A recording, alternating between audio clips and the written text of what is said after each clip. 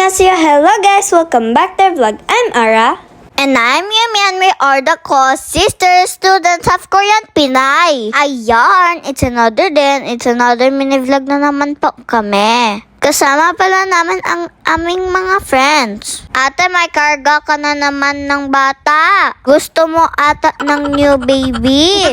Bala ka dyan. Pag-swimming, oy! Nagkayayaan na magpunta kami sa Candaba. So, mami friend, Tita Charlene, invite us sa Fish Panila. So, we are so excited na makakita kami ng fresh tilapia. Maraming tilapia. Mayaman kasi sila sa tilapia. At ang fresh pa. And also, our friends are here already. Dahil walang klase, nagbanding-banding muna kami. And also, we play. Pakpak Boom is also here. Sophie at madaldal ko na friend si Mariana. Parang lawyer yan. So we play red light and green light. Ate Jessie, she was the one who say red light and green light. Ang saya at ang ingay namin. And also Ate's other friend sumali na din. Puro takbo at iingay. Matawagan jud ta barangay ani. While mga kormare, nagchichikahan na naman. Ang hirap talaga ng mga vlogger na mamis. Bago magkain, mag-video muna. Hala, gutom na ang person. Video there, video here, video everywhere. Hay nako, naunsa naman eh. Ganto pala pag vlogger. Pag nagkakasama, magulo ang mga anak, magulo din ang mga mommies.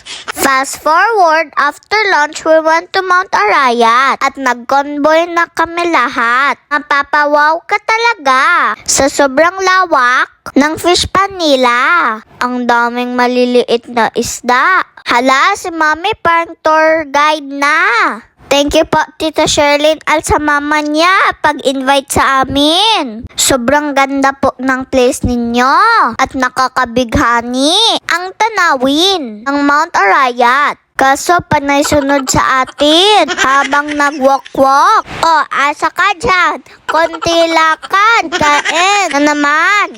Ang sarap ng inilagang mais. Mane, green mango, chicharon, at may padangkin din sila. While kumakain ang mga mami, kami naman ay naglalaro. Ang sarap ng buhay dito. Panay kain at laro lang. Minsan masarap talaga mera dito sa probinsya. Hala, ang mga mami nag-enjoy na. Mag-harvest kasi ng isda, kaya nagnonood sila. Pero ang totoo, naka-ready na yung icebox nila. Kaya nga hindi kami nagsama, disturbo daw kami. Para madami ang uwi-uwi ng isda. O diba? Madiskarte ang nanay namin para di daw kami magutom.